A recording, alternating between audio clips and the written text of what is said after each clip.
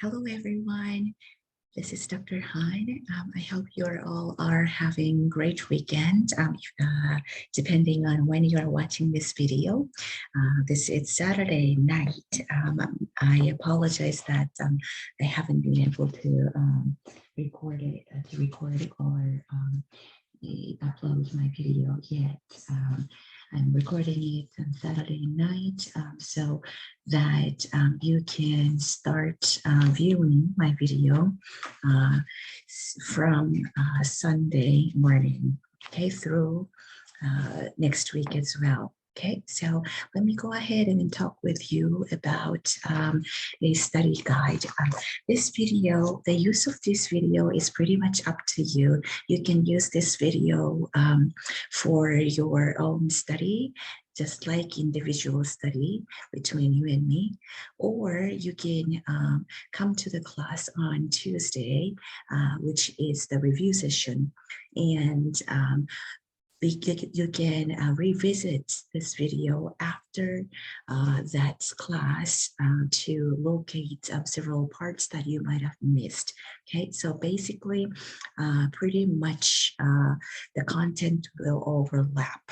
Okay, content will overlap. So Tuesday's class is up to you whether you come or not. Okay, so I will be guiding you in this video about the contents of midterm exam. Okay, so first logistics is that midterm exam will be next week, Thursday in class, and exam is very much about this study guide. Okay, and it will be in class without note. So what you want to make sure for this exam is your comprehension. Okay, so most of questions, in fact, I would say all of the questions will be about your knowledge comprehension, whether you know the term, whether you understand what this is not. Okay, so application is not much included in the exam. Application meaning that specific, the case example and the answer that you have to choose from. And that is more toward the end of the semester.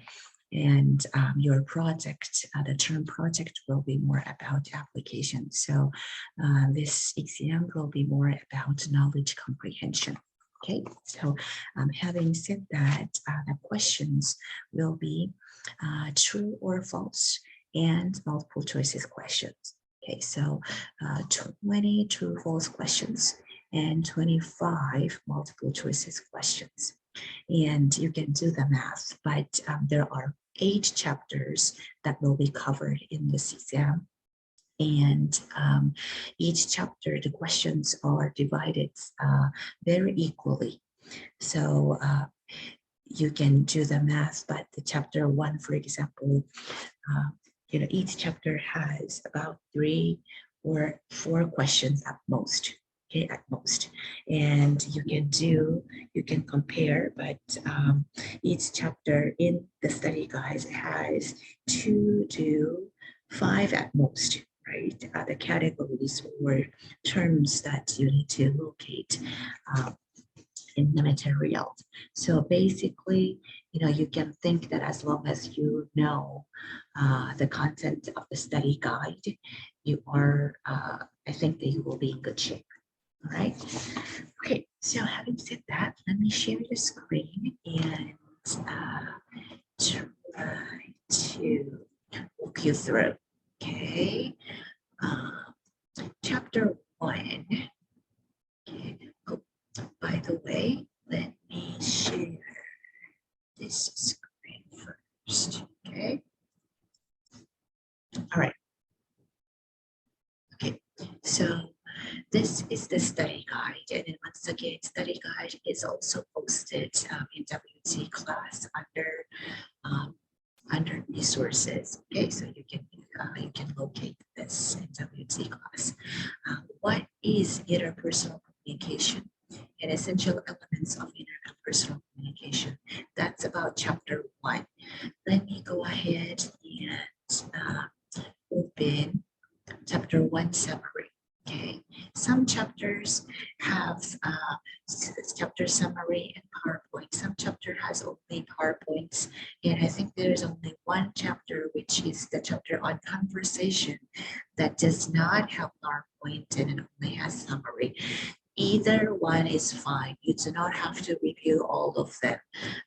Either material will work just fine with me. Okay, so if you have PowerPoint, if you don't have the summary, a hard copy of summary, and you have access to PowerPoint, just go to PowerPoint. Okay, right. So for chapter 1, I will use the summary, but this question is very straightforward. You want to understand what is interpersonal communication and what is not interpersonal communication. Okay, interpersonal communication is different from intrapersonal communication. Okay, so that's the most number one important thing. Intrapersonal communication is communication within the self. Okay, whereas interpersonal communication is interaction with another person. Okay, so strictly speaking, this is different from group communication. Okay, so you might want to say family communication as interpersonal communication, but in this class, we are actually talking about more, the direct one person to one person communication, if that makes sense to you all. Okay, so if you are interested in family communication, you want to look at more specific dialogue between daughter and father, daughter and mom, or so on and so forth in health communication situation context. You might want to look at doctor patient, okay, or nurse patient. Okay, so it's slightly different from group or team communication. There is another class, within the field of communication, there is another subject that is team communication, small group communication, and family communication. Okay, so strictly speaking, intrapersonal communication is one. One person communication. Interpersonal communication is two. Between two people, right? That's it for that. Okay, and essential elements of interpersonal communication is this. Okay, first of all, you want to know what are included in that element. Okay, so people, message, channel, noise, feedback, context, and effect. Okay, so these 7. Okay, so I will trick you with the different combinations. Okay, so you want to know that these are the elements of essential elements of communication. And most of these terminologies, I think, are pretty straightforward. One caution that I want to give you is that noise. Okay, so noise is not necessarily about the sound. Okay, so it is both internal and external. Okay, and then I think I already talked about this in at the recording. I think that was the recording that I did. But okay, so your personal thoughts and feelings, that's the noise as well. And in external sources as well, it's not just about the sound. Okay, the smell or the feel, anything that can interfere the smooth delivery of the message. Okay, all right. So, for example, if I right now this is a very late night to me, but if my daughter cries, I think I used that this example last time as well. But if my daughter cries, I have to hear it. That's exactly the sound, but the thought, for example, of that might be interfering, my message delivery. Okay, so any kinds of thoughts, feelings, or sight, smell, and feel, all of those are noise. Okay. All right. So that is about chapter 1 and chapter 2, self-concept, and then the several theories that we did. So what we did in chapter 2 is this, matching, the matching thing that we did, activity, the theory or concept and the vocabulary, and then the meaning. Okay, so that's the thing that you want to do for this midterm as well. Okay. Chapter 2, let's use chapter 2 PowerPoint. Okay. So self-concept as a vocabulary. Self-concept is different from self. Okay, so self-concept is our idea of ourself. That has an overlap, but that is slightly different from the real self. Okay, and self-image, right? Uh, let's see, self-image. This is the useful page. Self-image is the picture. So once again, I think we did this, the word matching game in the class. So be ready to match self-image, image with picture, right? Esteem is evaluation. Okay, your evaluation of your worth, self-worth. Okay, but self-esteem is the terminology. So if I ask you, what is your self-evaluation? You don't choose self-worth. Okay, so that's slightly different. Okay, uh, self-esteem is the right word. Okay. And then several of the theories that we did study is that the reflected appraisal theory, okay, social comparison theory, and self-fulfilling prophecy. Okay, just understand all of these. So for example, reflected appraisal theory is a mirror-like image. Okay, so reflection, think about, mirror as a reflection. Mirror-like image we drive from our contacts with others and then project into our future experiences. So for example, if I tell you that my son is more academic than my daughter, right?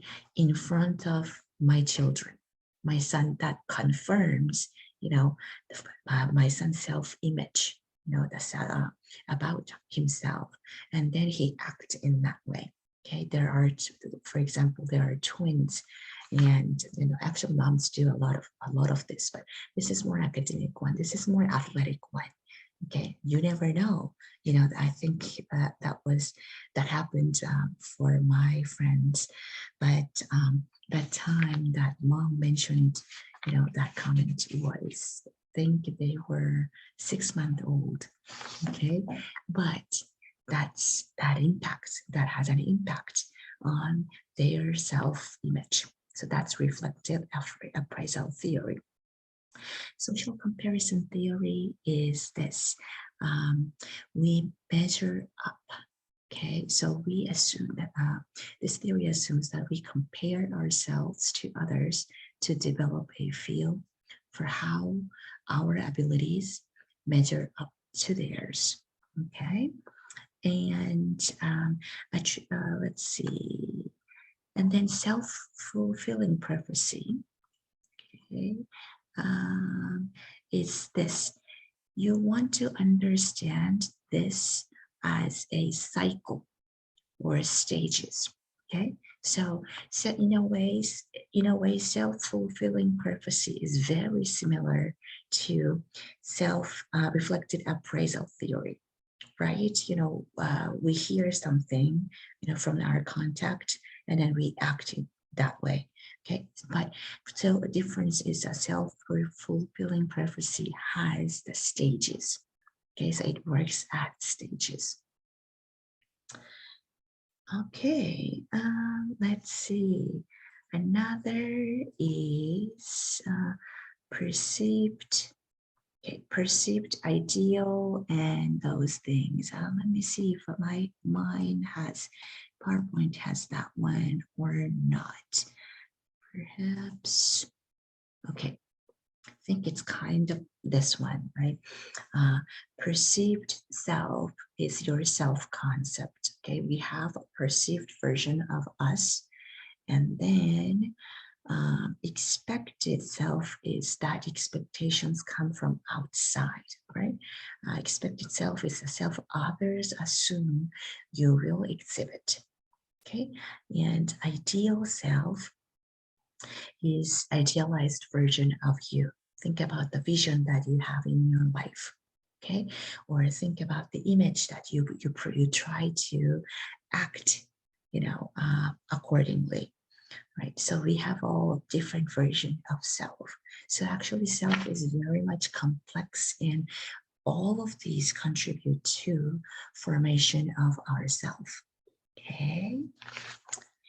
All right, so that was chapter 2.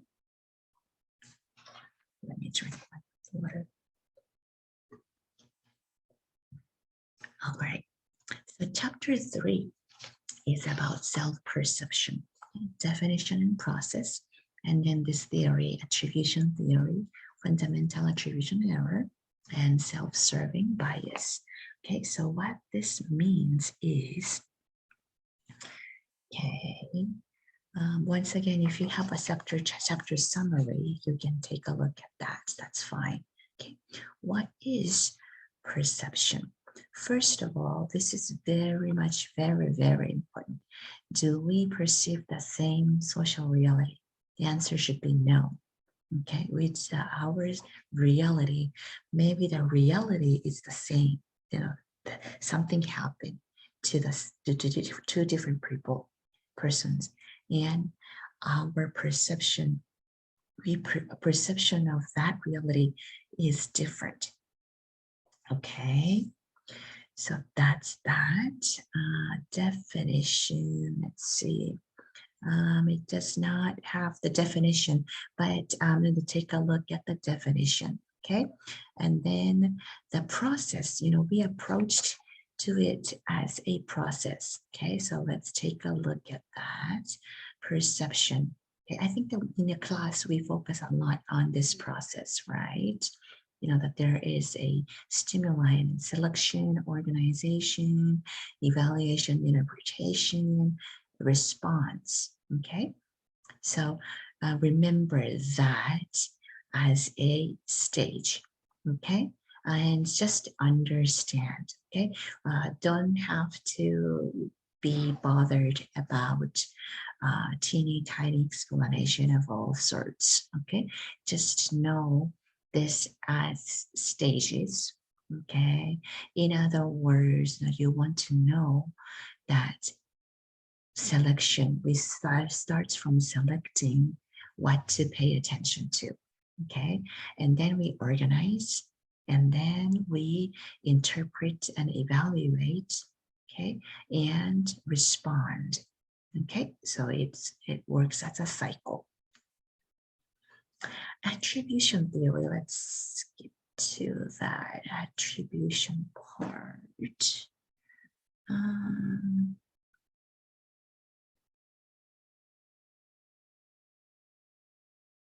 All right, there you go. Okay, so attribution theory is that we assign meaning to the other's behavior by ascribing motives and causes. If somebody acts in a certain way, we put reasons to that, okay, to others' behavior.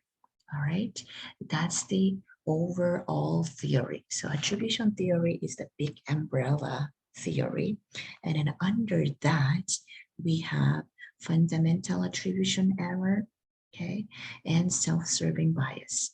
And fundamental attribution error occur when we assume the primary motivation for behavior is in the person for other, okay, not in the person's situation, okay, and then that's error. That can be error, that can be wrong, okay, but we have the tendency to blame others the failure or action or negative, negative action, blaming that person inside rather than outside situation. Whereas self-serving bias is when we provide our, the reason to our own behavior by overemphasizing external factors. Okay, the reason that I missed the deadline is because, this happened to me. Okay, whereas if somebody else misses the deadline, okay, people tend to think that, oh, he might miss it once more. Okay, so that's that's our tendency. So it's a really good, I think it's useful theory to keep in mind. Okay, that's that for chapter 3. Chapter 4, okay, is very specific once again. Okay, hearing versus listening, stages of listening, styles of listening, types of listening. Okay, so let's go ahead and look at chapter 4, part 1. So the very much important thing is that hearing and listening is different. Okay, many people, understand listening as just overall, just act of hearing, but it is not. In our in our class, we separate. Okay, hearing is involuntary. Okay, noise or sound or whatever. Okay, physiological process. Whereas listening is more active. Listening is an active skill and active engaging, active engagement. Okay, that requires certain stages. All right, so stages of listening is this, right? So it starts from hearing, right? We react to that sound as a stimuli, and then understanding, remembering, interpreting, evaluating, and responding. Look how this is very similar to perception. Do you recognize that?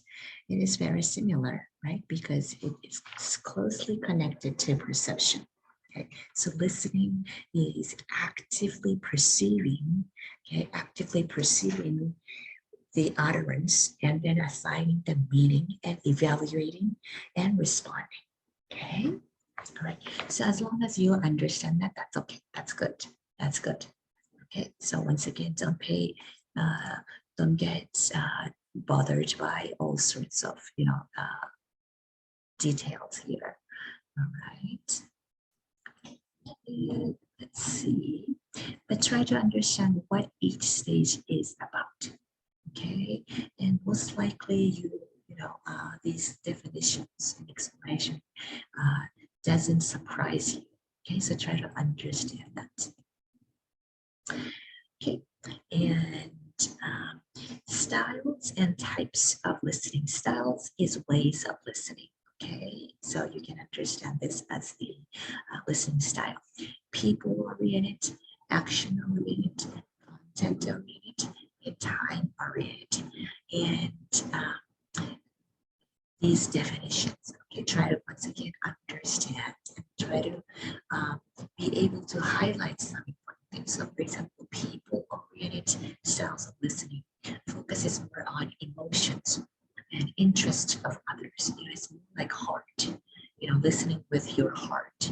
Okay, whereas action-oriented listening value clarity and preciseness above all else. So think about the coach, athlete coach. He wants you to act in certain way, right?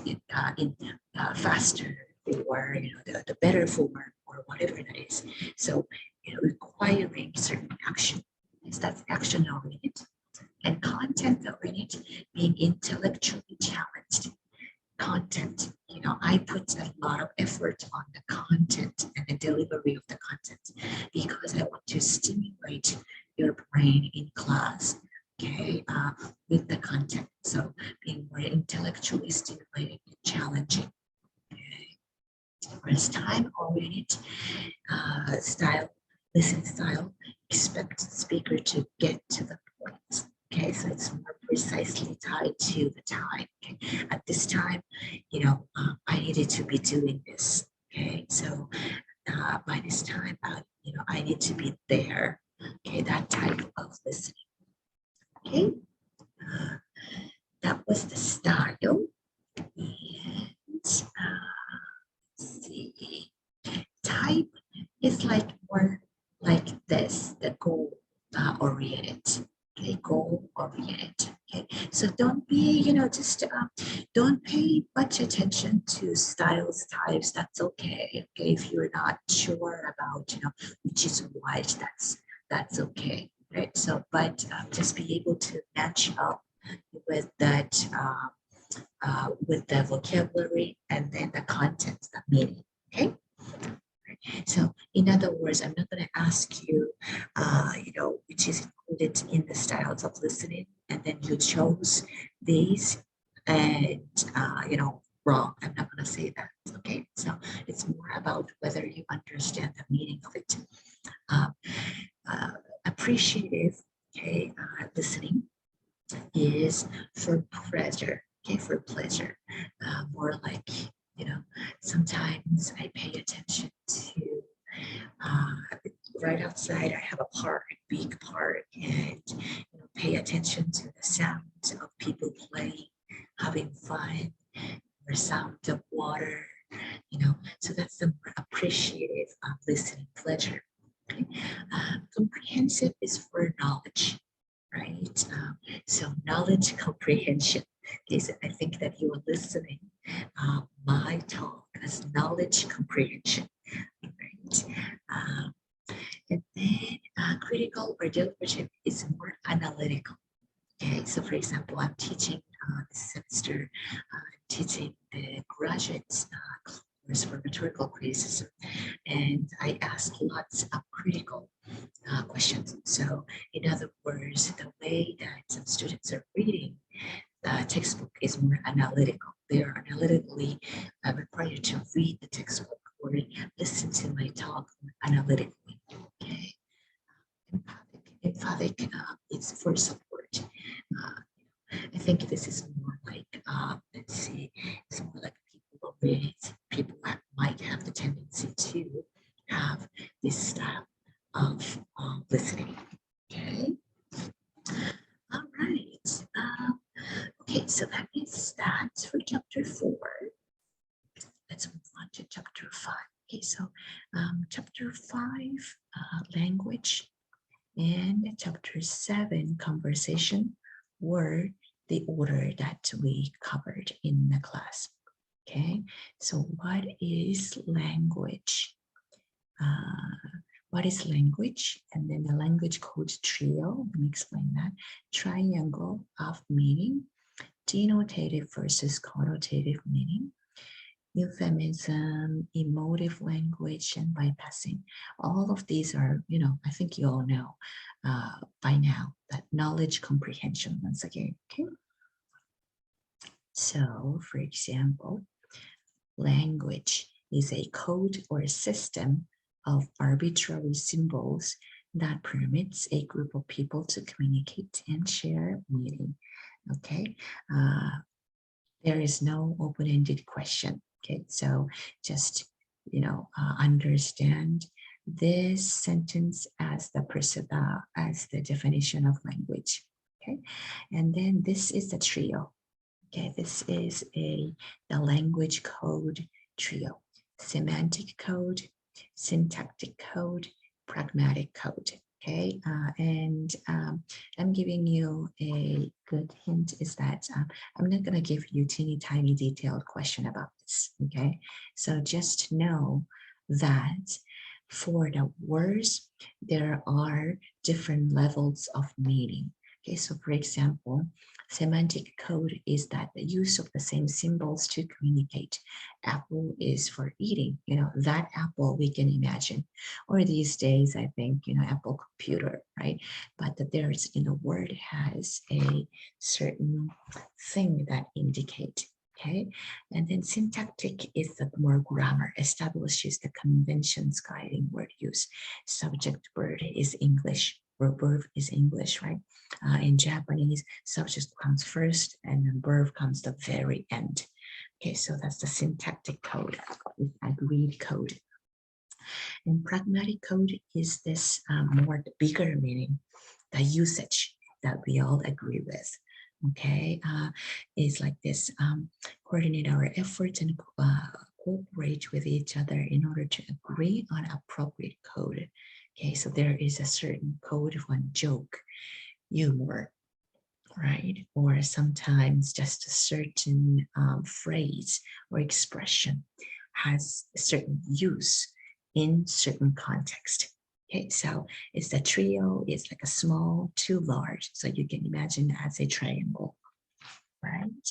Whereas another triangle of meaning is this word, thing, thought. Okay, word, thing, thought, or word, thought, thing. Okay, you can remember, okay, as these three. There's no direct relation between words and thing. That's the most important one. Okay, words and thought are directly connected, and thought and thing is directly connected.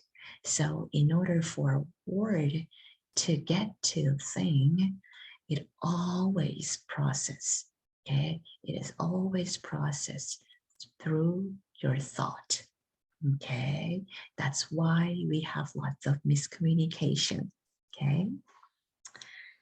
All right, so that's that. And denotative versus connotative, just like, semantic and then those things, we have different levels of meanings. Denotative is a standard dictionary definition. I think we used a coffee. The definition of coffee actually is the beans, right? Farmers develop certain kinds of beans. That's the coffee, right? Or a certain drink. Whereas connotative meaning is more subjective and personal interpretation, the image you have with coffee, right? Okay, so denotative and connotative. Let's see, and bunch of different miscommunications that we talked about, I think, okay? I'm not gonna go into too much in details here, but euphemism, is ambiguity. Okay, euphemism is ambiguous one, okay, expression to cover the reality. Emotive language is emotion-laden language, right? And bypassing is, right? Bypassing is, okay, bypassing, you can imagine just like that, okay? So let's see. So for example, euphemism, okay, is the substitution of certain words with less inoffensive language. Okay, and then I said this is a problem because it does not change the nature of the reality. Okay, and emotive language is emotion laden. Okay, war versus massacre, or maybe you can say war versus attack, right? Third word versus backward, so on and so forth. Okay, I think we all agree with that emotion, emotive, high language. And bypassing was the interesting one, right? We actually talked a lot about this. All right, so individuals think they understand each other, but they didn't, in fact. Or two individuals thought they are disagreeing, but in fact, they were agreeing. Okay, so that's the bypass, sort of the potential misunderstanding or temporary misunderstanding of the reality, the place of interaction or perceptions. Okay. Okay, so that's that. chapter 6. Let me go ahead and go to conversation, okay? Because that's the order that we covered in class. What is conversation? Conversation deprivation, stages of conversation, okay? Easy, right? So we are looking at sort of big picture in this chapter. And chapter 7 is the summary. Okay, we don't have the PowerPoint for chapter 7. What is conversation? Why it's important? Okay, conversation is personal relationship. Oh, it doesn't have the summer. Let's see. This one doesn't have a. No, I thought I did. Let me see. But anyway, in conversation, what is important as a definition? No, I think we do have it.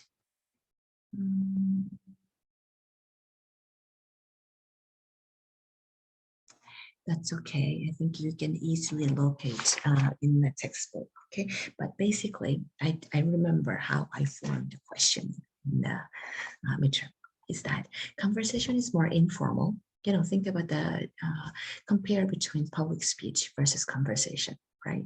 So conversation is more informal and it is more dialogical nature, right? It has, you know, one person says something and then the other person says something, right? Whereas in class lecture is more talk from one person and then more, you know, more listening from the audience. Whereas conversation is more like turn taking and informal. Okay, so that's the important one to understand. Conversation deprivation, why it's important is that conversation deprivation is damaging. Okay, so that's a very important one. And then it's similar but slightly different from lack of communication, right? So, you know, it's slightly different from less talk, okay? But it's more like a deprivation, okay? You want to have conversation, but your partner doesn't want to engage in conversation. How is that, right? Or vice versa, okay? Or you are engaging in the conversation, but it is not in fact a conversation yet, okay? And then you can look at that in the stages, okay? So if people are deprived of conversation, and in COVID, for example, pandemic is an excellent, unfortunately, excellent example, right? The conversation deprivation is damaging to people psychologically and relationship. Okay, and stages of conversation is this structure. Okay, greeting, topic priming, heart of conversation, preliminary processing, and closing. And then this part actually is covered by the quiz 2. Okay, so you can actually go ahead and answer quiz 2 as you study this one, you know, study for the midterm. Okay, so these are the structures and or stages, and each stage has certain purpose and function, right? Routine way of initiating conversation with someone. Topic priming is more like the preview, right? Preview. And then heart of conversation, that's the core focus or goal of conversation. And then preliminary processing is more like the review, okay, the review and closing. For example, right before this recording, I actually had a Zoom meeting with a scholar in Japan, and this is exactly the structure that we followed. Okay, so this was the one-on-one Zoom talk about organizing, organizing a meeting for a book project that I am working on. Okay, but the conversation starts with greeting and topic priming, meaning that we transition right from greeting to topic priming. Hey, how is it going, and how is your life going? How busy we are, and all sorts of stuff. And then topic priming is that I thought that it's good to have this conversation because, and let's talk about these 1, 2, 3. right? And then the heart of conversation. Okay, it's more like, go back and forth about the opinion sharing, and more engaging conversation. And then toward the end, we will do, okay, so in my note, I have this as a summary of our talk. And then this is our agenda for next meeting. In closing, okay? Good luck to you, and good luck to you in this busy time and all sorts of stuff. Okay, we all know, but understand that as a stages. Okay, that was chapter 7. Chapter 6 and 8. These chapters should be I think the freshest in your memory. Okay, chapter 6 was non-verbal communication. What is nonverbal communication? Types of nonverbal cues. Okay, be ready to match each type with the name. Okay, I already told you in this class, right? And then cultural influence. Okay, let's see. So we started with an activity definition. Express the non-linguistic means. Okay, so let's highlight this non-linguistic means, and it has both. Okay, action. Okay, and then the meaning. It has an action and then the meaning of it. Okay, so there is some observable action and then the meaning about that. Okay, we attribute. And this is it. Okay, this is it. Kinesics is about facial expressions. Okay, so many of you, I think so far, or right before taking this chapter class and chapter, for many of you, I think nonverbal was this facial expression, gesture, body movements, and all that. Okay, but in this communication class, within nonverbal communication, uh, kinesics, it's defined as kinesics. Okay, and whereas the voice tone, you notice that I'm talking in a very different tone right now than how I talk in class, right? So that's paralinguistics. Then proxemics is space, haptics is touching, clothing and artifacts. Okay, is clothing and artifacts. That's really nice, right? If only this explanation is like that. Color is color. Okay, and chronemics. So pretty much what you want to,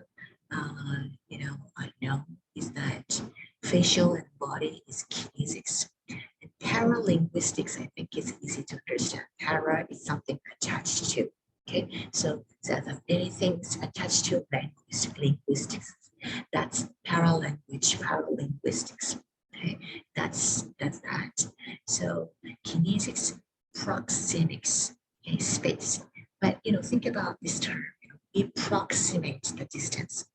Approximately is talking about certain space. It's a very much space-oriented language. Proximate, proxemics. So proxemics is space. Haptics, touching. So this is something that you want to remember. Haptics and chronemics. Chron is time, chronological, right? And think about that. So it's time. Okay, so I think that you can imagine what kind of question that I'm giving you, right? A study of facial expression is chronemics, true or false. Okay, so such questions. Okay, be ready for that. Cultural influence, very simple. Okay, culture influences a lot on nonverbal. That's it. Okay, so each culture has very specific meaning for certain nonverbal. Right? So a lot of actually misunderstanding can occur, in nonverbal context as well. Okay, that's it. So that's that. Finally, let's move on to chapter 8. Okay. These emotions. I think we had very good conversation about emotions and nonverbal as well in class. But what is emotions? Okay, emotional intelligence, emotional inaptitude, emotional contagion, okay, and facilitative and debilitative emotions. All of these just definitions. Okay, understand what that is, right? Okay, emotions is actually, so we all understand emotion as an experience, but as a definition, it is actually physical. Okay, first of all, our physical reaction to surroundings is both physical and psychological.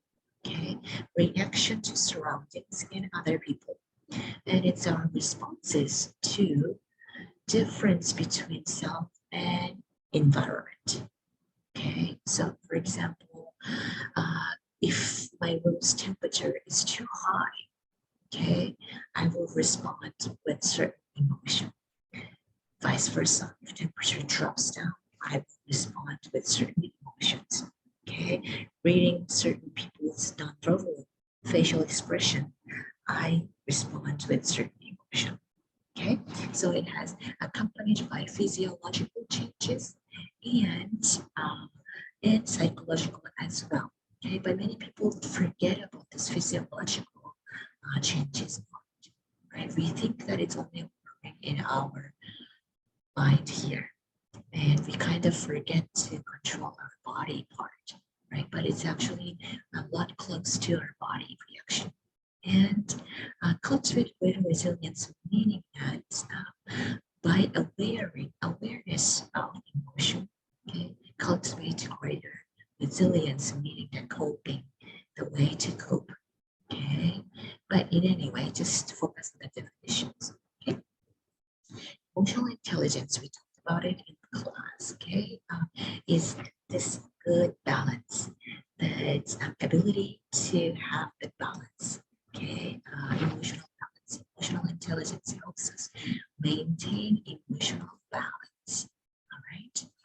Ineptitude is completely opposite.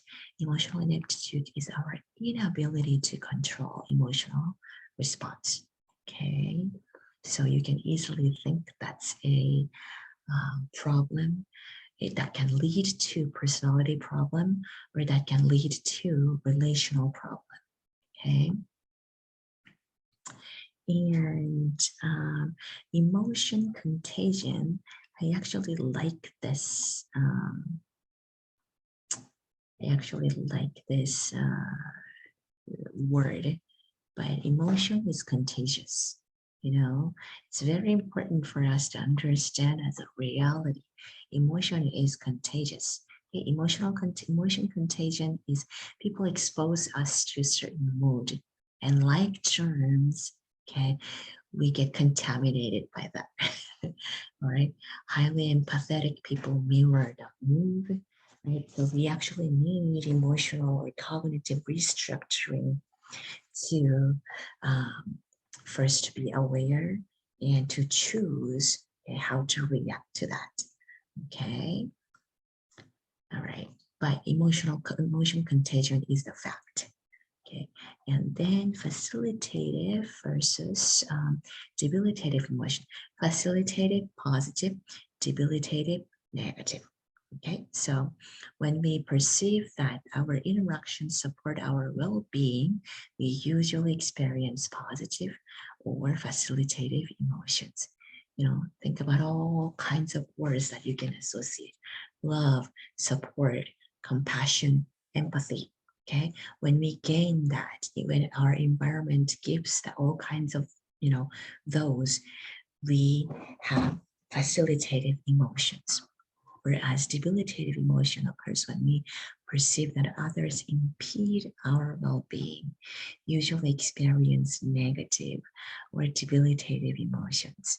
You know, I'm not respected. I am ignored. I am silenced. Okay. I am yelled at, scolded. I am in trouble, all sorts of that, you know, you name it, right? So debilitative emotions. And these are not, included in this time's exam, but I think it's worth understanding that managing it and coping. And then we actually focused a lot in class, about this emotional intelligence as a coping ability, right? And in order for us to cope with especially debilitative emotions, right? We need to have such skill. Okay, so for example, it starts from making sense of another's behavior, right? Understand our tendency, right? Fundamental attribution error, our tendency to attack other people's personality rather than the environment. Okay, so maybe we have to, understand that by doing, okay,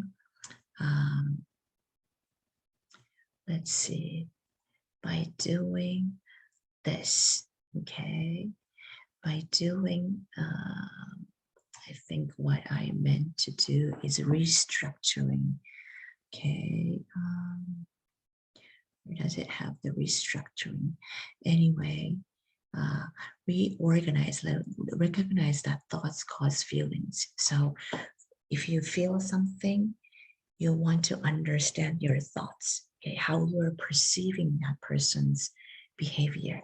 And many times you are wrong, actually, especially when you are angry, or especially when you are into negative things. Okay, so do you remember the positivity test that we did?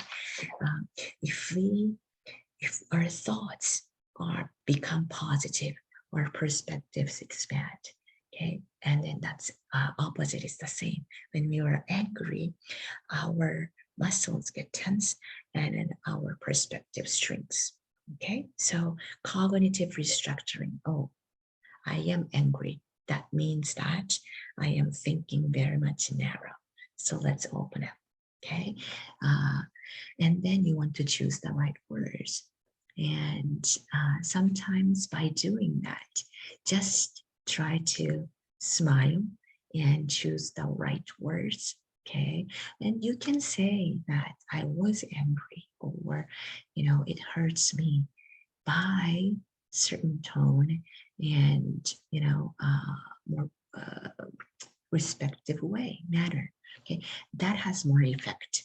Okay, so let's understand that, and you can share your feelings fully and decide when would be the right time. Okay, you don't want to engage in a serious talk 10 minutes before you will have the guest at home, right? And describe the response you seek.